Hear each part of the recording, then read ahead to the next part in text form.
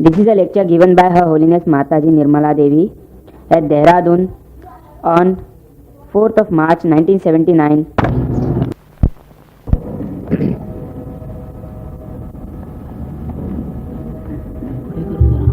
हाँ, आपका क्या हाल है? इस तरह से हाथ करके सब लोग बैठे, इस तरह से।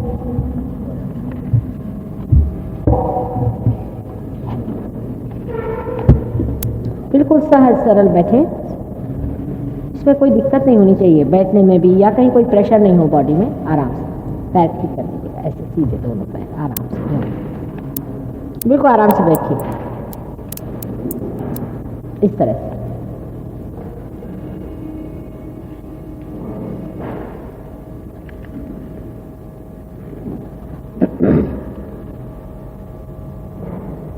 आज मैंने आपसे सवेरे बताया था कि कुंडलिनी के सबसे पहले चक्र पे गणेश जी बैठते हैं। श्री गणेश का स्थान है यहाँ, और श्री गणेश ये पवित्रता के द्योतक हैं, पवित्रता स्वयं साक्षात है। ये तो पहला चक्र हुआ, और ये चक्र जो है कुंडलिनी से नीचे, वो कुंडलिनी की रक्षा ही नहीं करता है, लेकिन वो चक्र कुंडलिनी में जो लोग जाते हैं उनके ओर पूरी तरह से सतर्क रहता है। इस रास्ते से कोई भी कुंडलिनी को नहीं छू सकता। आज सवेरे मैंने आपसे बताया था कि इस रास्ते से जो लोग कोशिश करते हैं वो बड़ा ही महान पाप करते हैं।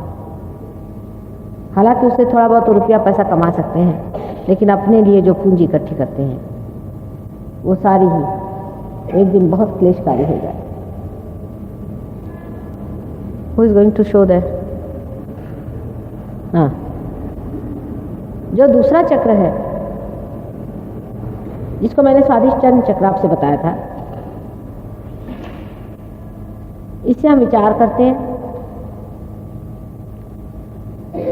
क्योंकि जब हम बुद्धि से विचार करते हैं, जब हम अपने दिमाग से विचार करते हैं, तो इस दिमाग की जो मेद है, इसे फैट ग्लैब्यूल्स कहते हैं, जो चर्बी है वो चर्बी पेट की चर्बी से बनती है। पेट की चर्बी को ये चक्र सर की चर्बी बनाता है। इसलिए विचार करते वक्त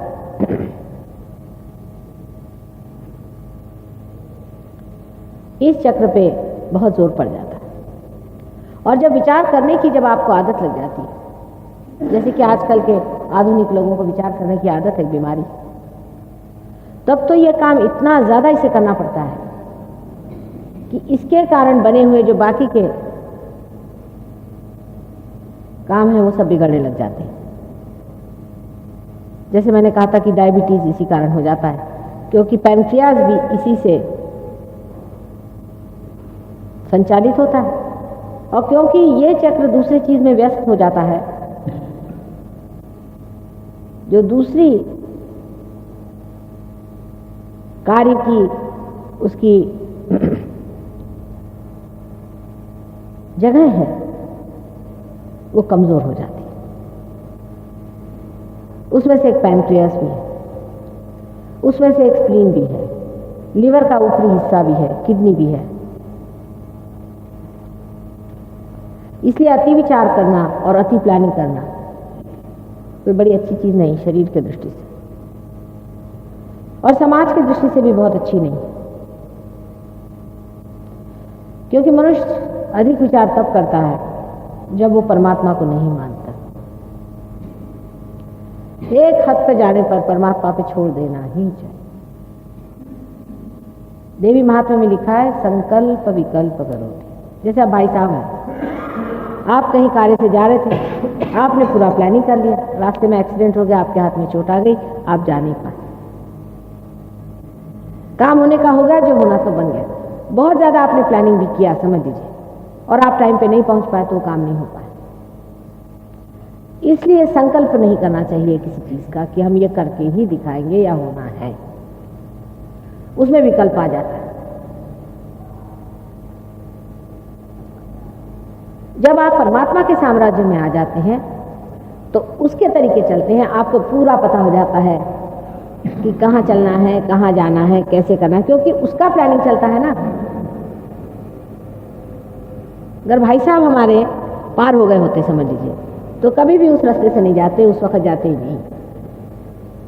ये होगा, आप देखिएगा, आप अपने लिखते जाइएगा कि जब से जो लोग पार हो गए हैं उनके ये अनुभव है कि एक्सीडेंट हो भी गए तो किसी के चोट नहीं लगी, पूरी तरह से बच गए। और बहुत से लोग हैं वो जाते ही नहीं, कुछ देर हो जाती है, कहीं कुछ हो जाता है, किसी तरह पहुंच नहीं पाते। ये पार होने का बड़ा भारी आशीर्वाद होता है कि अब आप परमात्मा के साम्राज्य में आ गए। जैसे आपकी गवर्नमेंट आपको देखती है, आपकी देखभाल करती है, जब आप परमात्मा के साम्राज्य में आ जाते हैं तो परमात्मा आपकी साथ देखभाल करते हैं, उनकी गवर्नमेंट आपकी देखभाल करती है। इस तरह से जीवन की जो दुर्घटनाएं हैं, जिसे हम दुर्घटना कहते हैं, वो अवॉइड हो जाती है। असल में हर अच्छे आदमी के पीछे में सैटेनिक फोर्सेस लगे रहते हैं। जीवन में भी आप देखें, कोई भी शरीफ आदमी है उसके पीछे में सैटेनिक फोर्स लगा रहता है। उससे कोई बचाव करने का तरीका नहीं, एक ही उसका तरीका है कि परमात्मा के आंचल में घुस जाओ। ये सब सैटेनिक फोर्सेस है जिनकी वजह से आप लोग तकलीफ उठा रहे हैं, जो आपके पीछे हाथ धोकर लगे, आपको परेशान कर रहे हैं। इनसे बचने का तरीका आपके पास कोई भी नहीं कि वो बड़ी सूक्ष्म होती है, उसकी शक्तियां इतनी सूक्ष्म होती है, आप देख नहीं पाते कब झपाटा मार दे, कब तंग कर दे, कब परेशान कर दे, उसको आप समझ भी नहीं सकते। लेकिन वो असर कर जाती है, जब असर कर जाती है तब आप एक हठात खड़े होते हैं कि साहब हमको तो इसका पता ही नहीं था, कैसे हो जाएगा, कैसे। तो उससे रक्षा करने के लिए परमात्मा का आंचल जब आपके ऊपर रहेगा तो कोई सवाल ही नहीं उठता कि आपको कोई तकलीफ हो। जिस वक्त मृत्यु है तो होती है, की बात और। लेकिन आदमी जब पार हो जाता है तो उसकी मृत्यु नाक मुंह से नहीं होती, उसके सहस्रार से होती है। उसके मुंह में, नाक में खून नहीं आता। अभी तक हमारे सहयोग में आपको आश्चर्य होगा कि सिर्फ 1 या 2 आदमी मरे, हजारों लोगों को हम जानते हैं, वो भी सब 70 साल 75 साल की उम्र के। एक तो 98 साल के मरे और एक 73 साल के मरे। दीर्घायु भी आप हो जाते हैं। अकस्मात मृत्यु जो होती है ये सब सैटेनिक फोर्सेस से होती है, क्योंकि आपको उनका अंदाज नहीं, वो किसी वक्त आके आपके ऊपर हाथ मारती हैं और उसलिए आप दुखी होते हैं। और सारी चीज वो गड़बड़ कर देंगे, क्योंकि उनका अपना प्लानिंग रहता है। आपने कोई अच्छा ही काम करने का प्लानिंग किया होगा, लेकिन वो बीच में हाथ मार डाले। लेकिन अगर आपने पहले से प्लानिंग नहीं किया हुआ है, वो आपके मन को पढ़ सकती है। जो सैटेनिक फोर्सेस होती हैं वो आपके मन को खूब अच्छे से पढ़ लेती है। यहां तक उनका है कि अगर आप उससे कुछ बातचीत करें तो कोई आदमी आपको मिलेगा, बता देगा मुझे पता है माता जी से आपकी क्या बातचीत हुई थी। वो आपके मन को पढ़ सकते हैं, फौरन बता देंगे कि हाँ आपकी आपस में बातचीत हुई थी, क्योंकि आपने सारा प्लानिंग किया हुआ है आपके मन में। वो आपके मन को पढ़ लेते हैं, उनको पता है कि आप इस रास्ते से ऐसे ऐसे जाना है, उनको आपका सारा भेद पता है, वो आप पे असर करते हैं।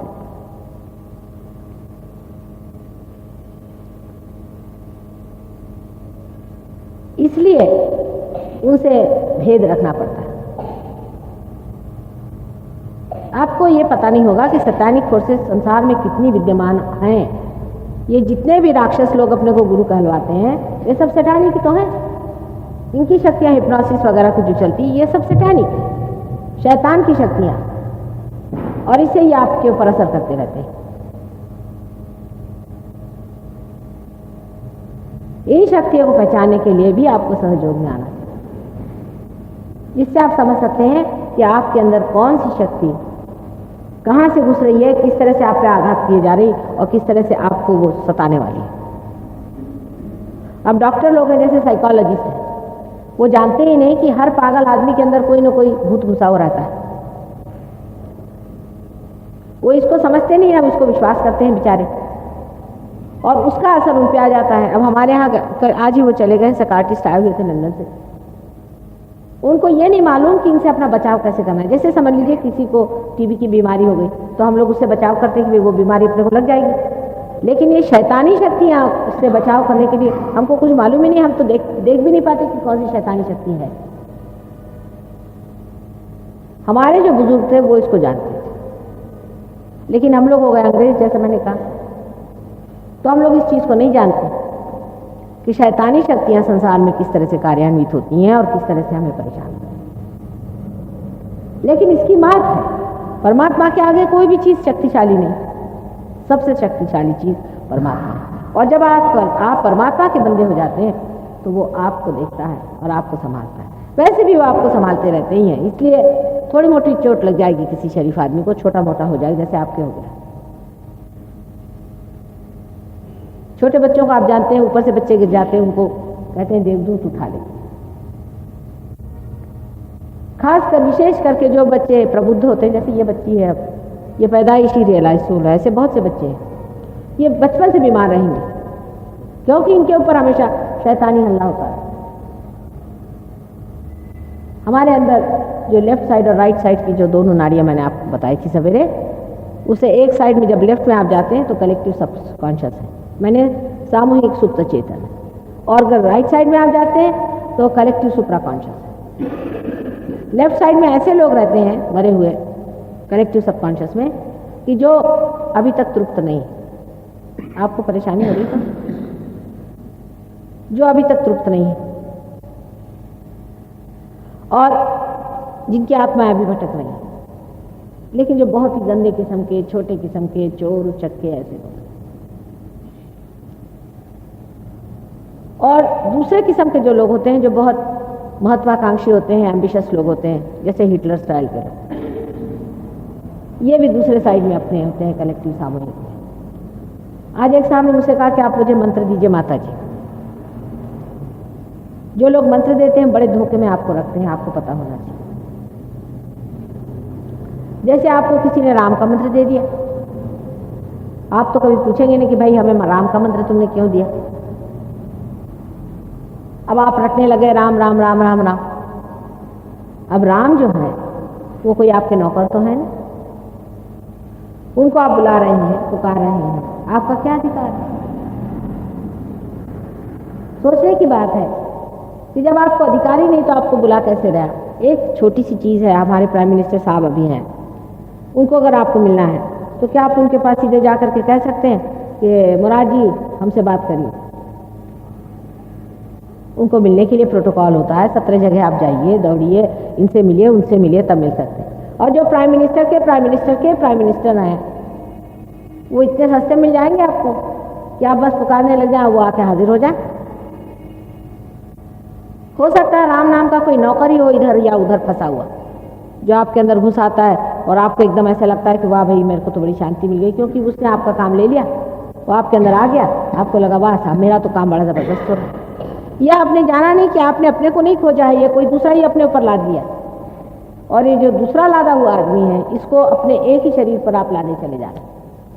5-6 साल बाद आप देखिए आपका शरीर यूँ थर लटाएगा और आदमी कमज़ोर हो जाता है। इन शक्तियों से भी परिचित होने की बहुत ज़रूरत है।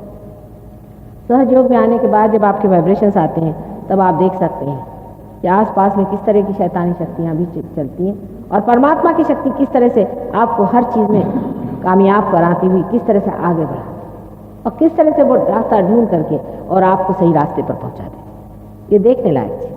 इसके अनेक अनुभव लोगों को आए हैं और आपको भी आएंगे, इसलिए आप पार हो लीजिए और इस चीज़ को प्राप्त करें। मैंने आपको नाभि चक्र के बारे में भी बताया था कि इस चक्र में हमारी जो खोज है उसके बीज हैं। जब जानवर खाना खोजता है वो भी इसी वजह से, और इंसान जब परमात्मा खोजता है वो भी इसी वजह से। परमात्मा को खोजना भी मनुष्य के अंदर ही निहित बना हुआ है। इसकी खोज उसके अंदर है, वो चाहे माने या चाहे न माने। जब तक इसको वो पूरा खोज नहीं लेगा उसको तृप्ति नहीं आने वाली। वो अपने को भूखा रखे थोड़ी देर, लेकिन उसको चैन नहीं आने वाली। उसको परमात्मा को खोज के निकालना पड़ेगा। और जब वो परमात्मा को खोजने निकलता है तब चारों तरफ से सप्लाई भी शुरू हो जाता है। आप जानते हैं किस तरह के लोग संसार में आकर के परमात्मा के नाम पे कोई भी चीज़ बेचने के लिए तैयार हो जाते हैं और किस तरह से गलत सलत झूठ चीज़ आपको बेचते हैं और उनके बारे में कुछ भी कहिए उनके बारे में इतना अखबारों में निकलता है, छपता है, पर तो भी लोग उन्हीं के चरणों में चले जाते हैं। क्यों जाते? क्योंकि इस तरह की मंत्रमुग्धता है, हिप्नोसिस एक झूठ है, उस झूठ को मान लेते हैं और उस झूठ से छुट्टी नहीं पा सकते। बहुत मुश्किल हो जाता है उनको झूठ से छुट्टी पाना। इसके चारों ओर जो आप देख रहे हैं हरा रंग आदि बनाया हुआ है, यही भवसागर है। मनुष्य के अंदर भी ये भवसागर है। इस भवसागर को पार करने के लिए कुंडलिनी को कोई ना कोई सोपान, कोई ना कोई ब्रिज बनना चाहिए, और उस ब्रिज को सिर्फ सहयोग में घटित होता है कि जब आप मेरी ओर हाथ किए हुए हैं या किसी भी आप ऐसे रियलाइज सोल की तरफ हाथ करेंगे तो जो आपके अंदर में चैतन्य की लहरें जाती हैं वो आपके हाथ से गुजर करके नीचे में वहां पर एक सोपान बना देता है। उस सोपान से ही कुंडलिनी ऊपर में चढ़ के आ जाती है। लेकिन अगर इसमें कुछ खराबी हो, इस सोपान में या आपके नाभि चक्र पे या इसके चारों तरफ फैले हुए इस भवसागर में जहाँ की गुरु के स्थान है, अपने यहाँ 10 गुरु माने गए हैं असल में। इसको कि प्राइमोर्डियल मास्टर कह सकते हैं, जिसके बारे में मैंने आज बताया था आपसे। लेकिन छोटे गुरु, झूठे गुरु भी बहुत है, बहुत ज़्यादा गुरु हैं झूठे। और जिस आदमी ने किसी भी झूठ का पल्ला पकड़ा है उसके लिए कुंडलिनी यहाँ से चलती नहीं, वहीं अटक जाती। उसके 2 चक्र पकड़ते, नाभि और ये। उस पर अगर किसी से पूछा जाए कि आपके गुरु कौन है तो उन्होंने बताया साहब फलाने ढोंगानंद भंगानंद जो भी नंद हो, नाम तो ऐसे उनके रखते हैं कि भगवान ही बचा रहे थे, फलाने हमारे गुरु। अच्छा, तो कहा जाए कि भाई वो गुरु तो ठीक नहीं है क्योंकि आपकी कुंडलिनी रुकती है नाभि पर। अब आप हमारे पास पार होने के लिए आए हैं ना, आप अपना इलाज कराने के लिए आए समझ लीजिए। अब आपने कोई बदपरहेजी की तो हमें बताना होगा या नहीं। आपको अगर डॉक्टर कहे कि देखिए आपने खट्टा खाया इसलिए आपको नुकसान हो गया तो क्या आप डॉक्टर से लड़ेंगे कि नहीं साहब डॉक्टर खट्टा खाना ही ठीक है? ये तो पागलपन की निशानी। लेकिन उस गुरु को लेकर के झगड़ा खड़ा कर देंगे। अगर 1 मिनट में इस बात को मान लें कि हाँ अगर हमारे गुरु ठीक होते तो आज हम पार होते। माने कहा है कि जो असल गुरु होगा तो हम तो उसके शिष्यों से पहचानते, उसके कुंडलिनी से पहचानते। हम तो किसी भी गुरु को नहीं जानते थे। जैसे कोई हमारे सामने आता था हम समझ जाते हैं कि ये कौन से गुरु के चेले आए हुए हैं। जैसे महाराष्ट्र में एक गुरु थे, वो बहुत अपने को समझते थे, सन्यासी थे। अपने को सन्यासी लोगों से हम लोग बड़े अभिभूत रहते हैं, सोचते हैं वाह वाह वाह वाह सन्यासी आदमी आ गए तो बस। सन्यासियों से तो मैं इतनी घबराती हूँ, मैंने आपसे बताया कि सन्यासियों से बहुत दूर है।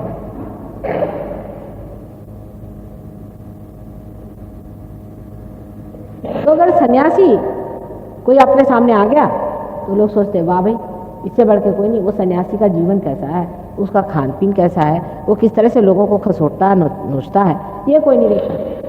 उसने सन्यासी का वस्त्र पहन लिया और बढ़ा दिया। और उनकी कुंडलिनी में एक विशेषता होती है कि कुंडलिनी एकदम ऊपर चढ़ के धड़ से फिर नीचे गिर जाती, उसको बांधना पड़ता। सबके एक एक तरीके हैं, उससे आप पहचान सकते हैं कि इनके गुरु कौन थे। इतने झूठे गुरु संसार में आए हुए हैं कि आपको अंदाज नहीं है कि कितने गुरु आए। असल भी गुरु बहुत सारे हैं। आज एक साहब ने पूछा कि कोई असल गुरु भी है, मैंने कहा है। अब अमरनाथ में एक नागनाथ बाबा, वो कभी कभी आते हैं, मेरे लिए आते हैं हमेशा मुझे मिलने। महाराष्ट्र में है गगनगढ़ महाराज, दक्षिण में एक ब्रह्मचारी करके हैं, वो रहते हैं कालीकट। ये ब्रह्मचारी नहीं, रंगून में एक है। ऐसे हैं काफी लोग हैं, लेकिन वो लोग समाज में नहीं है, शहर से बाहर दूर जंगलों में। गगनगढ़ महाराज सबसे बताते थे कि अब जब माँ ही आ गई तो तुम कहो मेरे पास आते हैं। तो जब हम कोल्हापुर गए हमने कहा जाए ऊपर देखा इनको, तो हमारे सब शिष्य लोग कहने लगे माँ आप तो सब गुरुओं से और इनसे बहुत परेशान है, इनसे क्यों मिलना चाहती है? हमने कहा बेटे जरा वाइब्रेशन देखो तो। वो 7 मील ऊपर चढ़ना था, हमने कहा हम तो चढ़ के जाएंगे उनसे मिलने।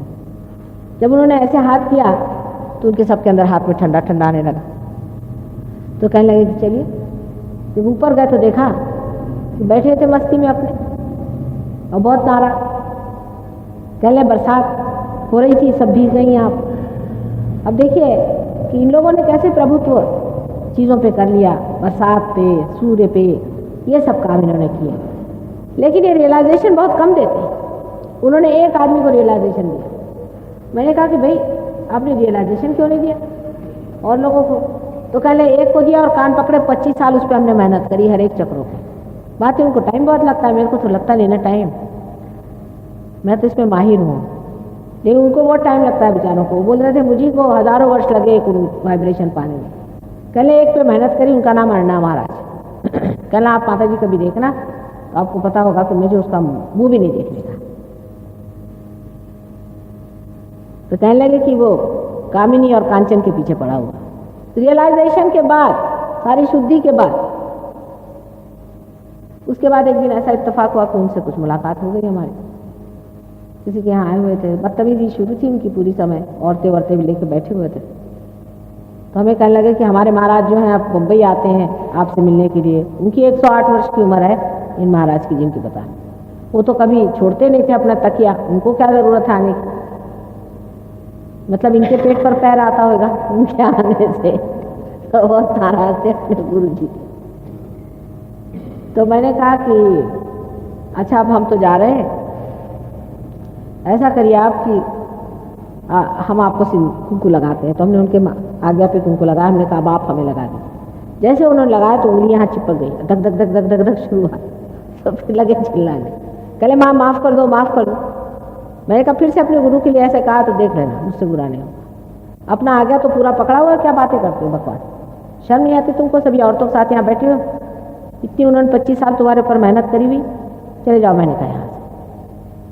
लेकिन बाद में उन औरतों ने बताया कि उन लोगों से सबसे 1.25 तोला सोना और 125 रुपया सब ले लिया। उसके बाद मैंने उनसे कहा आप जब आए तो उनको 1.25 जूता मारा।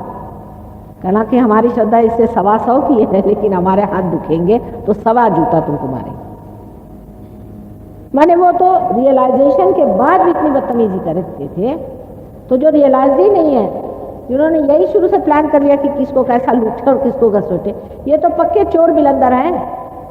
बहुत से लोग जेल से छूटने के बाद ही गुरु बन जाते हैं। आप लोग हैं कहाँ? उससे नाराज होने की कोई बात नहीं। जो असली थे उसे समझ लें, मैं आपकी माँ हूँ, मुझे आपको आगाह करना है। हर एक गली कूचे में एक गुरु बैठा है, अगर आप उनका पता लगाएं, बाकी अगर पुलिस लगा दे इनके पीछे में सबको, तो पता हो जाएगा कि आधे 50% लोग जो जेल से निकले हुए घूम रहे हैं। बम्बई वाले यहाँ आएंगे, यहाँ वाले बम्बई जाते हैं। इससे अच्छा और कौन सा तरीका होता लोगों को ठगने का, जिसे रावण ने सीता जी को तक ठग लिया था। जितनी भी बदसूरत चीज हो उसको ढकने के लिए बहुत खूबसूरत चीज उस पर लगा दीजिए, वो चीज ढक जाती। आपसे भी बढ़ के विदेश के लोग बेचारे बड़े सीधे हैं। वो कहते हैं कि वो तो कह रहे हैं वो भगवान है। अरे मैंने कहा वो कहने को लगता क्या, ये जबान है, कह दिया। कहले उन्होंने तो पेपर में छपा दिया। मैंने कहा लगता क्या, पेपर में पैसा दे दिया, उन्होंने छपा दिया। अभी वो कह रहे हैं इसका मतलब हो गया वो सत्य ही है, क्योंकि ये लोग इस तरह के हैं, इसलिए सोचते हैं कि हम लोग भी जो कहते हैं उसका कुछ माने होता है। यहाँ तो किसी कहने से कुछ लगता ही नहीं। तो ये जो गुरु का अंदर अपने यहाँ जो बना हुआ है, जहाँ मैंने भवसागर बताया होगा, ये बहुत जरूरी चीज है, इसको समझ लेना चाहिए। और इसलिए हम तो सबको खुलेआम कहते हैं, हर एक के बारे में हमने 1970 से हम खुलेआम सबके बारे में कह रहे हैं, नाम ले ले करके सबको, और बता रहे हैं कि ये क्या क्या गड़बड़ करते हैं खुलेआम। लेकिन किसी की आज तक हिम्मत नहीं हुई कि ना हमारे ऊपर किसी ने केस की, ना किसी ने पुलिस में दर्ज किया, ना कुछ। खुलेआम सबके नाम ले ले करके हम बता रहे हैं कि ये किस कदर के बदमाश लोग, किसी की हिम्मत नहीं। हालांकि सब लोग हमें आकर कहते हैं कि माँ तुमको नहीं मालूम मैं तुम्हारा मर्डर कर देंगे। मैंने कहा करे तो मैं देखूँ तो कौन करता मेरा मर्डर। ना किसी ने शिकायत की, ना किसी एक अक्षर हमारे विरोध में कोई नहीं बोलता, क्योंकि इनको मालूम, इनकी सारी पोल पट्टियां मुझे मालूम। लेकिन इनके शिष्य जरूर ऐसे होते हैं कि जो मेरे से खिलाफत कर लेते हैं, पर वो लोग नहीं, वो लोग चुप्पी साधे बैठे। सब एक से एक बिलंदर हैं और सब आपको लूट रहे हैं, बेवकूफ बना रहे हैं। इसलिए सजग हो जाएं और सतर्क हो जाएं, इनके चक्कर में नहीं। और इसलिए बुरा मानने की कोई बात नहीं। माँ है, माँ सब बात सही सही बताएगी और आपसे पूरी बात बताएगी, चाहे आप बुरा माने चाहे भला बनाए। मेरे लिए तो बड़ा अच्छा है, सबको अच्छा कहते फिरो, बस आप लोग नाराज ही नहीं होंगे। वो लोग तो किसी को बुरा भला नहीं कहते, वो क्यों कहें, उनको आपको जेब से मतलब, आपको नचाने से मतलब है उनको, वो आपको किसको बुरा भला कहेंगे। ईसा मसीह ने कहा था कि शैतान के घर में रहने वाले लोग आपसी बुराई करके कहाँ जाएंगे। लेकिन कबीर ने आवाज उठाई थी, नानक ने आवाज उठाई थी, ईसा ने आवाज उठाई थी। इसलिए क्योंकि ये सब झूठ है और मुझे इसमें भी हर्ज नहीं है, स्मगलिंग करें, कुछ करें, पैसा कमाए, कोई हर्जा नहीं, चलो भाई पैसा ही कमाते, लेकिन ये आपकी कुंडली नहीं खराब कर देती। जो आपका अधिकार है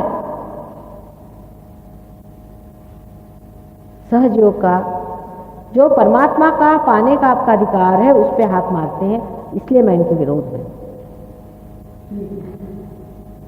अब जो उसके ऊपर का चक्र है, जिसके बारे में अभी तक तो मैंने बाकी सब चक्रों के बारे में बताया था, जिसे कि हम लोग हृदय चक्र कहते हैं। चक्र, हृदय तो अलग है, हृदय में तो आत्मा का स्थान है। आत्मा जो है वो हमारे अंदर स्थित है और सारे हमारे क्षेत्र को जानता है, उसे क्षेत्रज्ञ कहते हैं। वही साक्षी है, वो हर एक चीज जानता है, हम क्या कर रहे हैं क्या नहीं कर रहे हैं। कुंडलिनी जागरण से सिर्फ आपकी जो चेतना है, इस वक्त जो चेतना है, वो आत्मा में लीन हो जाती है।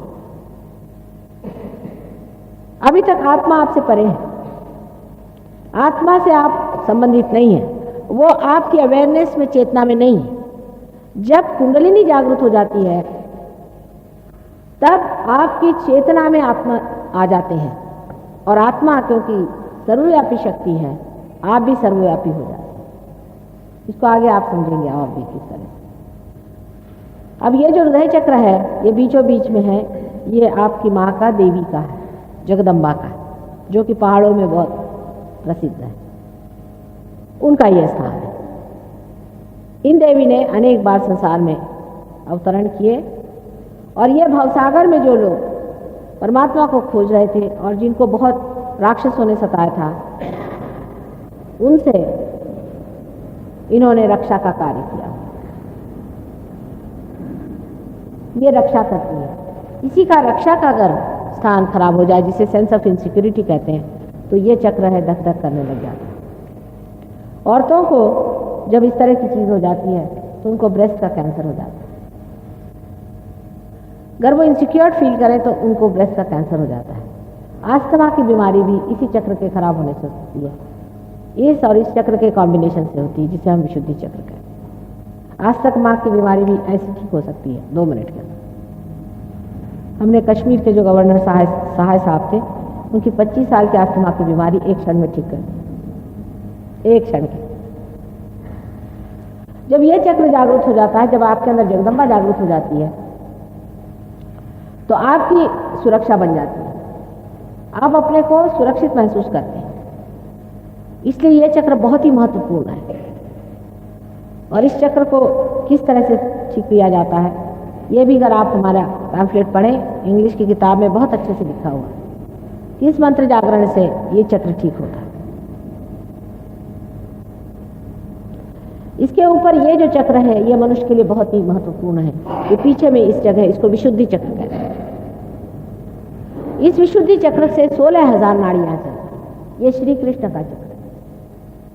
इसमें श्री राधा कृष्ण बसते हैं। इसकी लेफ्ट साइड में विष्णु माया, आदि माया, जो कि उनकी बहन है, वो रहती है। और इस राइट साइड में रुक्मिणी और कृष्ण का स्थान है। रामचंद्र जी का स्थान सुषुम्ना पद से हट करके इस साइड में, राइट साइड में, हृदय चक्र से राइट साइड में है। क्योंकि आपको मालूम है, उन्होंने अपने को पूर्णतया मनुष्य बनाने के लिए अपनी अवतार की दशा से हटा लिया था। वो अपने को मर्यादा पुरुषोत्तम कहते थे, हालांकि थे तो अवतार ही। नाभि चक्र में सारे ही उत्थान हुआ है। जो दशावतार हुए हैं वो नाभि चक्र से शुरू हुए। फिर 7वां अवतार आप जानते हैं, छठा अवतार रामचंद्र जी का था, वो यहाँ पर। उसके बाद कृष्ण का अवतार है। कृष्ण से पहले परशुराम का अवतार हुआ, उनका भी होना जरूरी था। परशुराम का अवतार इसलिए हुआ था कि वो संसार में आकर के अपने बल से लोगों का कल ठीक करें, क्योंकि टेढ़ी खीर आदमी की बुद्धि सीधे उंगली ठीक नहीं होती। तो उन्होंने अपने जोर से और अपनी शक्ति से लोगों को पहले तैयार किया, और फिर जब वो आ गए तब उन्होंने श्री राम के बारे में बताया कि यही श्री राम है। इस प्रकार दोनों की दोनों साथ आए थे, इसलिए बताने के लिए क्योंकि ये पुरुषोत्तम थे, क्योंकि ये मनुष्य के जैसे रहते थे। इसके बारे में बताने के लिए ही परशुराम का अत्यंत जाज्वल्य ऐसा अवतरण उनके साथ ही हुआ था।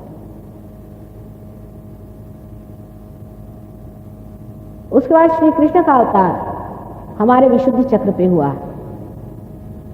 ये विशुद्धि चक्र एक बड़ी महान चीज है। मनुष्य ने जब अपनी गर्दन जानवर से ऊपर उठा ली तब वो मानव हो गया, तभी ये चक्र घटित हुआ है। श्री कृष्ण जो है ये विराट स्वरूप है, समझ लीजिए ये एक विराट है, और इस विराट के अंदर आप छोटी छोटी पेशियां हैं। आप भी विराट के स्वरूप हैं। आप जब जागृत हो जाते हैं तो आप विराट से संबंधित हो जाते हैं।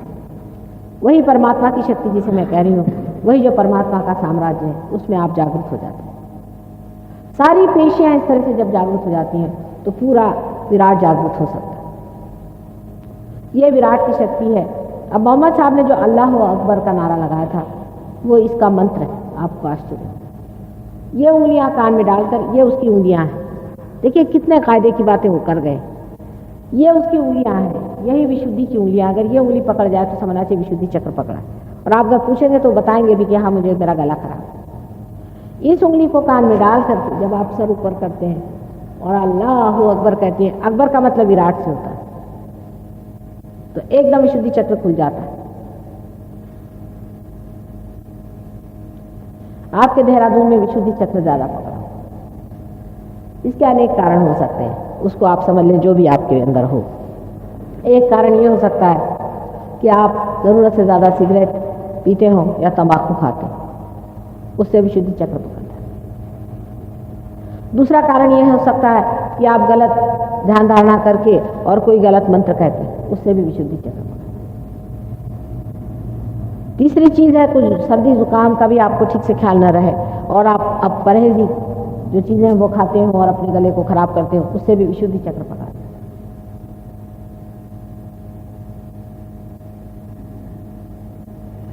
विशुद्धि चक्र इससे भी पकड़ा जाता है जब आदमी अपने को बहुत छोटा समझता है, जब वो ये सोचता है कि वो विराट का कोई हिस्सा नहीं है, जब वो ये नहीं समझ पाता कि अगर वो बूंद भी है तो वो सागर हो सकता है, तब भी विशुद्धि चक्र पकड़ता है, जिसको कहते हैं न्यूनगंड, इंफीरियरिटी कॉम्प्लेक्स। पांचवी चीज है जब उसको माँ बहन का ख्याल नहीं रहता है, तब उसकी लेफ्ट विशुद्धि पकड़ जाती है। या जो आदमी बहुत क्रोध से बातें करता है और दुष्टता से व्यवहार करता है, उसका भी विशुद्धि पकड़ जाता है। ऐसे अनेक कारण हैं, उसमें से जो भी कारण हो उससे हमें मतलब नहीं।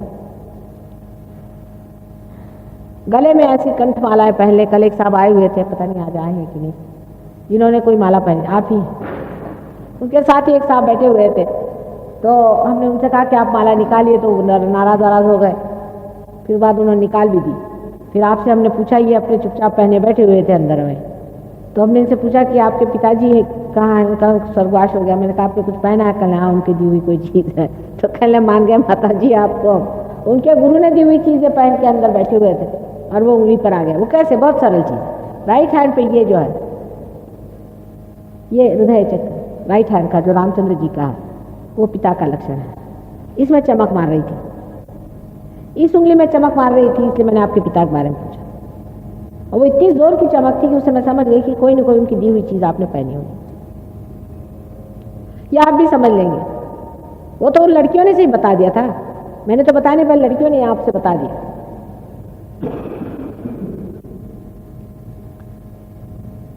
तो इस तरह से ये चक्र का पकड़ हो गई। जैसे ही इन्होंने माला निकाल दी पार हो गए और इनके पास वो चीज़ आ गई। छोटी छोटी चीज़ पे लोग अटक जाते हैं। मैंने कहा भाई काशी का गंडा छोड़ दो, वही नहीं छोड़। हम आपको परम देने बैठे हैं, आप छोटी चीज़ को नहीं छोड़ रहे। अरे काशी के पंडे कैसे होते क्या पता नहीं, आपको मुझे बताना होगा। और उनका भेजा हुआ वो जो गंडा है वो किस काम का होगा वो भी क्या बताना होगा आपको। 1 पैसे की चीज़ 1 रुपये में बेचते हैं और इतने दुष्ट इतने गंदे लोग हैं, सारे उस मंदिरों के वाइब्रेशंस भी खराब कर दिए। इसमें बुरा मानने कौन सी बात है? किसी बात का बुरा नहीं मानना है, सब आपके मंगल और कल्याण की मैं बात कर रही हूँ। सब कुछ आपके मंगल और कल्याण के लिए कर रही हूँ। ऐसी छोटी छोटी बातें लेकर के लोगों ने अपने फंसा रखा। तो इस विशुद्धि चक्र की मैं बात कह रही थी कि जो विराट, उसके बाद ये ऊपर का चक्र है। ये चक्र इससे बड़ा महत्वपूर्ण माना जाता है, आज्ञा चक्र है। आज्ञा चक्र बड़ा सकरा होता है, उसके अंदर से कुंडलिनी का निकलना कठिन हो जाता है। दोनों तरफ से जब ईगो और सुपर ईगो दोनों दबाते हैं तो ये चक्र और भी दब जाता है। जब आदमी किसी को क्षमा नहीं करता और रात दिन उसी के बारे में सोचता रहता है कि इसने मुझे ये सताया, उसने मुझे वो सताया, मुझे ये तकलीफ दी, वो तकलीफ दी,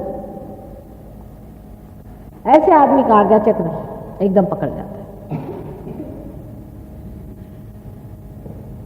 और जो लोग चश्मा लगाते हैं उनका भी आज्ञा चक्र कुछ कमजोर होता है शारीरिक रूप से। इस आज्ञा चक्र के भी अनेक रूप हैं, वो आप पढ़ेंगे तो आप, मेरे पास जो किताब है उससे आप पढ़ें, उससे आप देख सकते हैं कि काफ़ी इन लोगों ने उस पर लिख दिया आज्ञा चक्र के बारे में। इस आज्ञा चक्र पे महाविष्णु का स्थान है। अब आप लोग महाविष्णु के बारे में जानते नहीं, लेकिन देवी भागवत जिसने पढ़ा होगा उसने महाविष्णु के बारे में पढ़ा है कि बहुत बड़ा ये अवतार माना जाता है, जो राधा जी का पुत्र था और वो संसार में आने वाला है, ऐसा 14,000 वर्ष पहले कहा गया था। और वही अपने ईसा मसीह साक्षात महाविष्णु के अवतरण है। अब मैं जो बात कर रही हूँ झूठ है सच है कैसे जानना चाहिए, इसका एक बड़ा आसान तरीका है। आपके जब वाइब्रेशंस आ जाए तो आप पूछिए कि क्या ईसा मसीह महाविष्णु के अवतरण है, वही आज्ञा चक्र पे है, फौरन वाइब्रेशंस आना शुरू। आज्ञा चक्र पे जो लॉर्ड्स प्रेयर है वो इसका मंत्र है, लेकिन वो साक्षात ओम और प्रणव के बने हुए, माने गणेश जी का अवतरण है, ओम प्रणव है। उन्होंने साकार अपना स्वरूप लिया और इस संसार को तारण करने के लिए वो आए थे। क्योंकि वो ओम और प्रणव है, उनकी मृत्यु जब भी हुई उसके बाद उनका पुनरुत्थान हो गया। और कृष्ण उनके पिता है, क्योंकि उन्होंने कहा था कि नैनम छिदन्ति शस्त्राणि नैनम दहति पाव, कि ये जो प्रणव है, जो ओम है, ये किसी चीज से भी कटता नहीं और किसी भी चीज से ये वहन नहीं होता है। उसकी सिद्धता करने के लिए महाविष्णु का अवतरण इस संसार में हुआ। कृष्ण उनके पिता थे, इसलिए उनको क्रिस्त कहते हैं। और यशोदा जी का नाम रखने के लिए ही उनको राधा जी ने यीशु कहा। उनकी मां साक्षात राधा जी, महालक्ष्मी का अवतरण है। ये सब अपने ही हैं, लेकिन उनको जान लेना चाहिए। लेकिन प्रणव निराकार है, ओम निराकार है और साकार निराकार लेकर के बड़ा झगड़ा लोगों ने खड़ा करा हुआ। इस मामले में थोड़ी सी जरूर बात करूंगी, नहीं तो ये भी एक झगड़ा बना ही रहेगा परमानेंट। और खासकर आपके देहरादून में तो काफ़ी इस पे मैं देखती हूँ, सनातन धर्म और आर्य धर्म आदि वगैरह काफ़ी लेकर के मैं तू होती रहती है। हालांकि मिला किसी को भी नहीं, सदियों से चले आ रहे दोनों झगड़े, मिला किसी को भी नहीं, किसी की भी तृप्ति मैंने देख पाई। अब निराकार साकार की बात थोड़ी सी समझा दें तो ये झगड़े भी खत्म हो जाए। जिस वक्त हमारी पिंगला नाड़ी बनाई गई, जो कि हम देख रहे हैं हमारे राइट साइड में है, उस वक्त ये 5 तत्व जो थे उनको जागरूक करने की बात थी।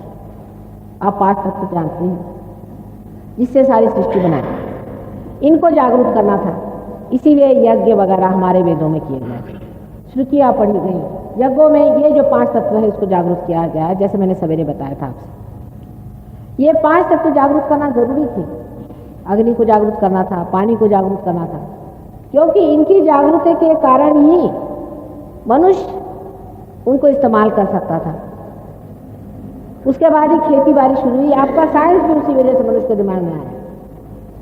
अगर हमारी पिंगला नाड़ी अगर जागृत न होती तो हम कभी भी साइंस न खोज पाते, न ही हम ये समझ पाते कि इन 5 तत्वों को हम किस तरह से इस्तेमाल करें, बिजली कैसे बनाएं और किस तरह से हम इस अग्नि को इस्तेमाल करें। अग्नि का तक हमें पता ना आता कि हम अग्नि भी न बना, ये सब हम बना सके, इसलिए राइट साइड की पूजा होती रहे, इसीलिए यज्ञ होते रहे और निराकार में ही, क्योंकि ये 5 शक्तियां, इसलिए निराकार की पूजा होती रही उस जमाने में।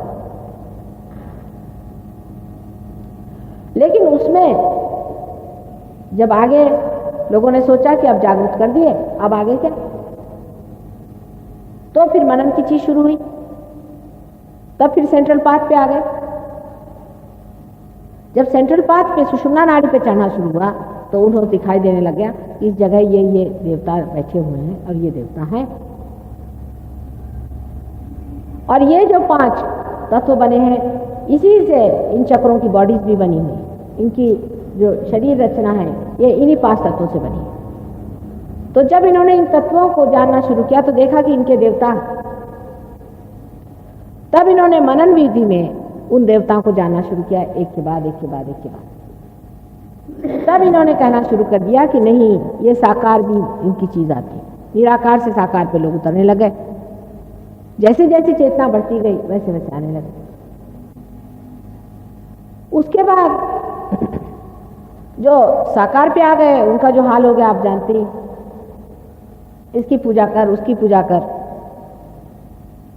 रिचुअलिज्म आ गया, अंधश्रद्धा आ गई, धर्मांधता आ गई, बड़ा बुरा हाल हो गया।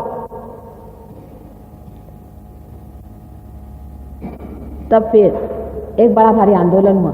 इतना ही नहीं, मोहम्मद साहब जैसे लोग संसार में पैदा हुए, क्राइस्ट संसार में आए, इन्होंने सबने कहा कि निराकार ही की पूजा, साकार को खत्म करो। हालांकि बड़ा गोपनीय है सब कुछ लिखना, बाइबल में लिखा हुआ है कि जो कुछ पृथ्वी ने बनाया हुआ है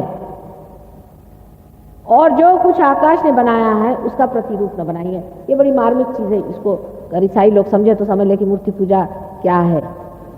अब पृथ्वी ने कौन सी चीज बनाई हुई बताइए आप, उसकी प्रतिरूप करके उसकी पूजा नहीं करना चाहिए। पृथ्वी ने जितने भी स्वयंभू लिंग है ये बनाए हुए हैं। अभी ईसाइयों से कहिए कि जितने स्वयंभू लिंग है ये पृथ्वी ने स्वयं बनाए हैं, और इसके प्रतिरूप आप कोई भी बनाए वो पूजनीय होता ही नहीं, क्योंकि इम्परफेक्ट है। इसका भी एक कोएफिशिएंस होता है, इस आकार का भी एक कोएफिशिएंस होता है। उस आकार के कारण ही चैतन्य बहता है, और हुबेहूब वैसा आकार बनाना असंभव।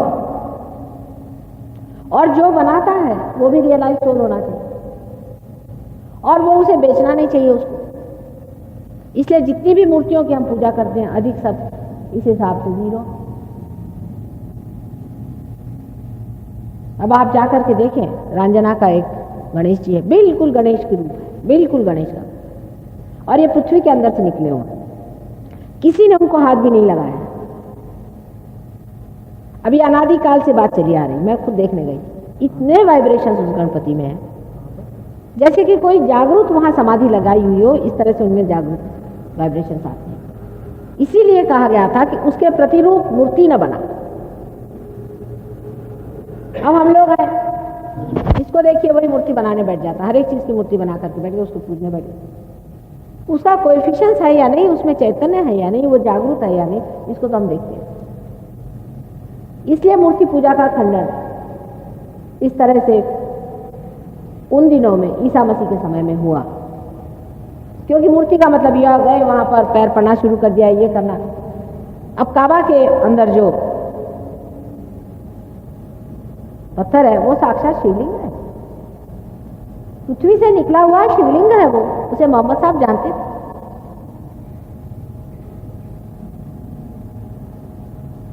और जितने भी शिवलिंग साक्षात हैं वो साक्षात हैं, लेकिन जिसको देखिए वही मिट्टी का बना ले, पत्थर का बना ले, ये बनाने की इजाजत नहीं है। इसलिए मूर्ति पूजा बाधक है। मूर्ति पूजा के विरोध में जो लोग बोलते हैं वो वहां तक सही है कि मूर्ति पूजा,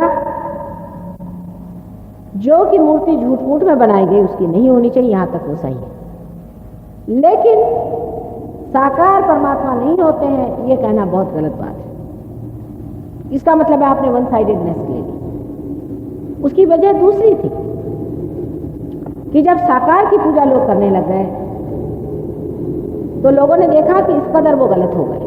समझ लीजिए कि हम आपसे कहें कि आप शहद को खोज लाएं, तो हम आपसे कहें पहले फूलों का वर्णन कहें कि फूल ऐसा होना चाहिए या ऐसा फूल मिलेगा उसमें शहद मिलेगा। आप गए देख के चले, हाँ भाई फूल मिल गया, आप फूलों की पूजा करने लगे। शहद आपको नहीं मिलेगा, बातचीत से शहद नहीं मिल सकता। सिर्फ फूलों की बातचीत होती रही कि फूल ऐसे होते हैं, फूलों में ये करना चाहिए, फूलों को ये करना चाहिए, शहद नहीं मिलता बातचीत। तो उन्होंने कहा कि फिर भाई शहद नहीं मिला, चलो शहद की बातचीत कर। तो दूसरी बातचीत शुरू कर दी निराकार की, वो भी बातचीत ही बातचीत है, दिमागी जमा कर। आप चाहे शहद की बात करो चाहे फूल की बात करो, आपको शहद नहीं मिल सकता जब तक आप स्वयं ही मधुकर न हो जाए। जब तक आप स्वयं ही मधु को पाने के योग्य न हो जाए तब तक आपको शहद नहीं मिलेगा। फूल भी जरूरी है और शहद भी जरूरी है, और शहद को पाने के लिए आपका भी वो होना जरूरी है जिसे मधुकर कहते हैं।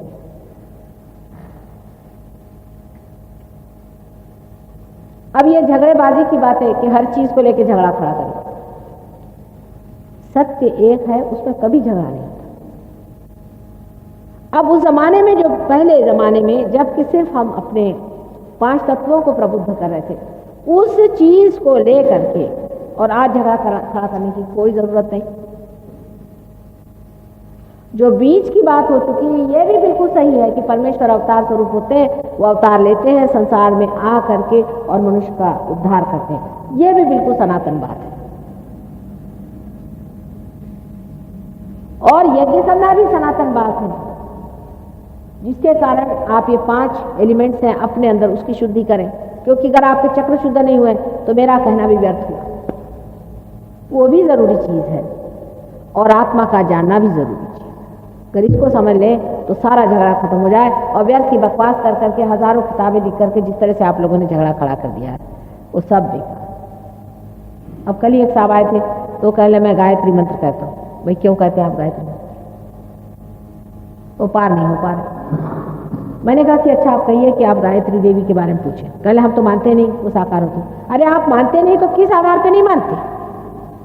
क्योंकि आप आर्य समाजी फैमिली में पैदा हो गए, आप आर्य समाजी बन गए। मनुष्य की स्वतंत्रता कहाँ गई? क्योंकि आप हिंदू पैदा हो गए, आप हिंदू बन गए। हो सकता था आप मुसलमान पैदा हो जाते, हो सकता था आप कहीं अफ्रीका में पैदा हो सकते थे। जब आपका पुनर्जन्म है ही तो आप कहीं भी पैदा हुए होंगे। शायद हो सकता है आप पूर्व जन्म में बड़े कट्टर मुसलमान होंगे और आज बड़े कट्टर आप ब्राह्मण बने बैठे, हो सकता और होता ही है। एक अति से आदमी दूसरी अति में हमेशा उतरता है। एक कट्टरता को लेकर चलता है तो दूसरी कट्टरता में उतरता है। सत्य कट्टर नहीं है, सत्य साक्षात है। इसका साक्षात कराना चाहिए। सूझबूझ इसमें है, सुज्ञता इसमें है, इसमें विस्तार कि वो जो सत्य है उसे हमें पाने का है, उसी को हमें लेने का है और असत्य हम नहीं चाहते। आज यही हो रहा है। आपके जो जवान बच्चे हैं ये परमात्मा पे विश्वास नहीं करते। उनको मेरी बात भी बेकार लगती है शुरू में। सभी विश्व में ये बात, आप ही की बात ये नहीं, आपसे कहीं अधिक और जगह ये हो गया, कहीं अधिक और जगह हो गया है कि जहां लोगों ने परमात्मा से विश्वास छोड़ दिया। अल्जीरिया के एक हमारे शिष्य हैं, इंजीनियर हैं, वो हमारे पास आए थे, मुसलमान हैं वो लोग सब। वहाँ के जितने भी पढ़े लिखे लड़के हैं, इंजीनियर, डॉक्टर्स, आर्किटेक्ट्स वगैरह, उनको परमात्मा में विश्वास नहीं। उनमें से ये महाशय जी थे। ये किसी तरह से हमारे पास आ गए और पार हो गए। एक विश्वास के धर्मांधता से निकल करके और अविश्वास की ओर जब मनुष्य झुकता है तो बीचों बीच सहयोग उसे पकड़ सकता है। जब उन्हें साक्षात हो गया, आज उन्होंने 500 वहां अपने डिसाइपल्स बनाए हुए अल्जीरिया में, जो कि मुसलमान हैं, जो कि विष्णु की भी पूजा करते हैं और मोहम्मद को भी जानते हैं। इसलिए नहीं कि मैंने कहा है, उसके बगैर काम ही नहीं बनता। अगर आपके पेट के कैंसर है और अगर आप धर्मांध हैं तो आपको मोहम्मद साहब का नाम लेना पड़ेगा। आप नहीं लीजिएगा तो मैं ठीक नहीं कर सकती। और अगर आप मुसलमान हैं और आपको कैंसर है पेट का, तो आपको दत्तात्रेय जी का नाम लेना पड़ेगा और विष्णु जी का नाम लेना पड़ेगा, चाहे आप मुसलमान हो चाहे कोई।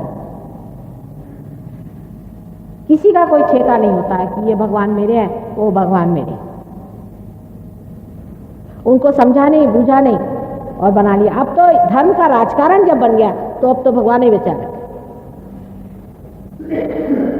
जो लोग राजकारण में धर्म ला के बात करते हैं उनसे पूछे आप क्या धर्म के बारे में कुछ जानते भी हैं? धर्म का राजकारण नहीं बन सकता।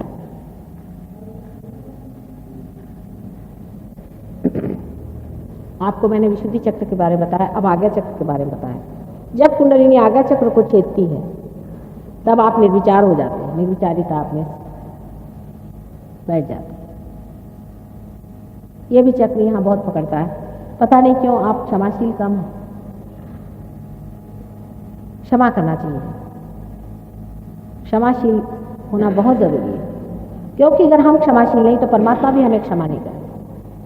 हमें बहुत तकलीफें होती हैं दुनिया में, माना है, लेकिन हमको क्षमा करना चाहिए, इससे परमात्मा भी हमें क्षमा करे। नहीं तो परमात्मा क्यों हमारी गलतियां क्षमा करेगा? इससे भी आज्ञा चक्र बहुत पकड़ता है। क्षमाशीलता बहुत जरूरी है, इसलिए मैं बार बार आपसे कहती हूँ कि आप सबको क्षमा कर दें, पूरी तरह से क्षमा करें। अंत में आपका चक्र जो है, जिसे सहस्त्रार कहते हैं, जो 1000 पेटल से बना हुआ है। डॉक्टरों का भी झगड़ा कि 992 नाड़ियाँ हैं उनके हिसाब में, और इसको 1000 कहते हैं। अब यही लेके बैठे रहिए उनके साथ झगड़ा करके। 1000 पंखुड़ियाँ हैं वो खुल जाती हैं कमल के पास। अनेक रंगों की पंखुड़ियाँ होती हैं, और जब ये खुल जाती है तब कुंडलिनी इसके अंदर से गुजर के और ब्रह्मरंध्र को छेदती थी। इसका नाम है ब्रह्मरंध्र। रंध्र माने छेद, और ब्रह्म का, ब्रह्म माने सर्वव्यापी जो शक्ति जो कार्यान्वित होती, परमात्मा की जो शक्ति जो सर्वव्यापी है, जो आपके अंदर निहित है। और जैसे ही ये छेद देती आपके अंदर वो शक्ति स्थापित हो जाती। आप भी बता सकते हैं कि दूसरे के अंदर क्या प्रॉब्लम है। ये सामूहिकता आपके अंदर जागरूक होती है, इसमें कोई लेक्चर नहीं देने की बात। यही घटना आज घटित होने वाली है। आज मेरा यहाँ आखिरी दिन है, मैं चली जाऊंगी दिल्ली। मैंने कल भी कहा था कि यहाँ के कुछ लोगों को मिलकर के कोई एक स्थान नियत कर दें, किसी के भी घर पे, छोटी सी भी जगह एक सेंटर की तरह से हो जाए, जहाँ सबका संबंध जुड़ जाए। उसको बहुत बड़ी जगह की ज़रूरत नहीं, एक एड्रेस ऐसा हो जहाँ सब लोग मिले तो देहरादून का सेंटर चल जाएगा, और देहरादून में कार्य हो सकता है। और हम दिल्ली से भी लोगों को यहाँ भेज देंगे जो आ करके और इसके बारे में काफ़ी समझा के आपकी मदद करेंगे। अनेक तरह की बीमारियाँ इसमें ठीक हो जाती हैं, कैंसर की बीमारी, हर एक तरह की बीमारी ठीक हो जाती है। वो आपको भी सिखा देंगे, आप भी जागरूक हो जाइए, वो आपको भी प्रगति कर देंगे। लेकिन आज तक ऐसा एक्सपेरिमेंट हमने किया नहीं कि ऐसी जगह पहुँचे जहाँ कोई पहले से सहयोगी नहीं रहता। ये पहला ही एक्सपेरिमेंट है, और इसका कारण है कि हमारी नातिन जो है यहाँ स्कूल में एडमिटेड थी। पिछली मरतबा हम आए तो हमने सोचा कि बड़ी तपोभूमि है, यहाँ ऐसा करने से कोई हर्ज नहीं, और कुछ लोग जुट भी गए, इसलिए बात बन गई। लेकिन आप में से कोई एक ऐसा एड्रेस हो जहाँ पर सब लोग मिल सकते हैं, साधारण घर हो तो भी चल जाएगा, ऐसा एक एड्रेस आप लोग सब मिल करके जो यहाँ पार हो जाए वो कर दें। और इस तरह की एक चीज़ चला देनी चाहिए जो शहर के अंदर हो, बहुत दूर न रहे। उसके बाद बाहर से लोग आते रहेंगे, आप उनसे पूरी तरह से गाइडेंस ले सकते हैं और आगे बढ़ सकते हैं।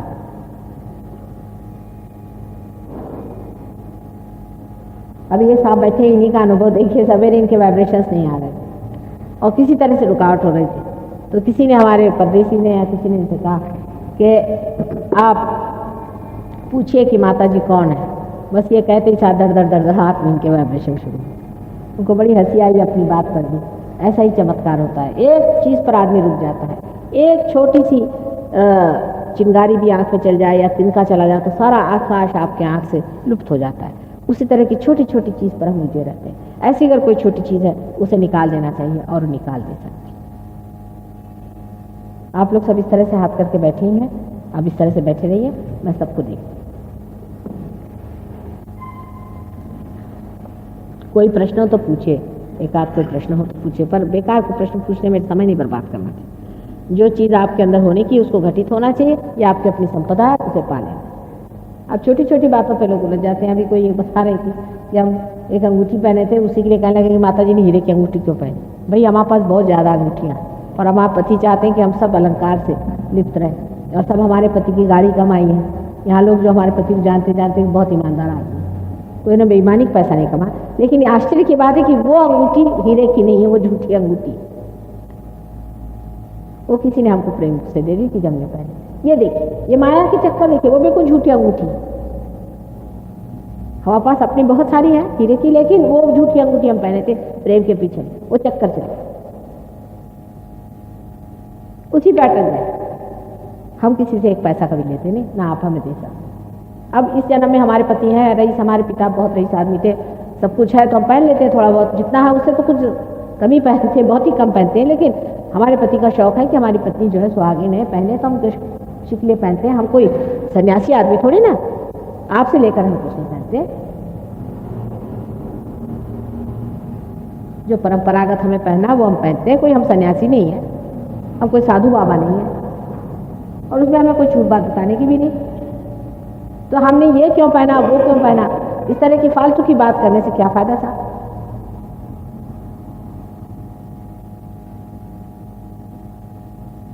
इसकी सब जो खबर रखते हैं वो लोग चोर होते हैं, इसलिए रखते हैं, वो सब सर्कस चलाते हैं, वो सब ढोंग बना के क्लाउन बन के आपके सामने खड़े हो जाते हैं और आप उसी से अभिभूत हो जाते हैं।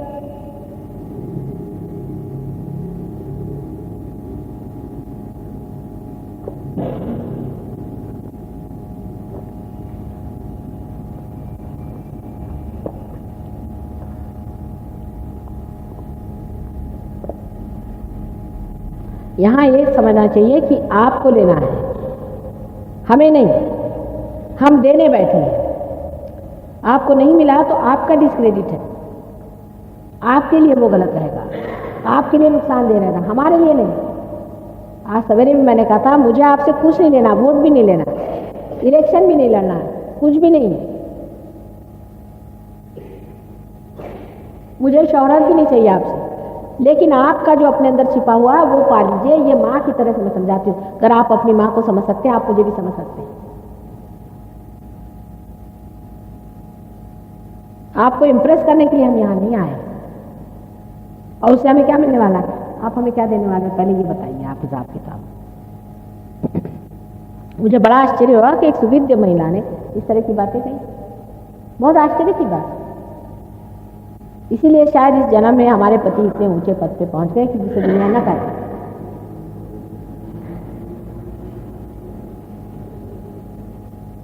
क्योंकि लोग इतने बेवकूफ होते हैं, इस कदर बेवकूफ होते हैं कि सत्य को कभी पहचाना ही नहीं चाहते।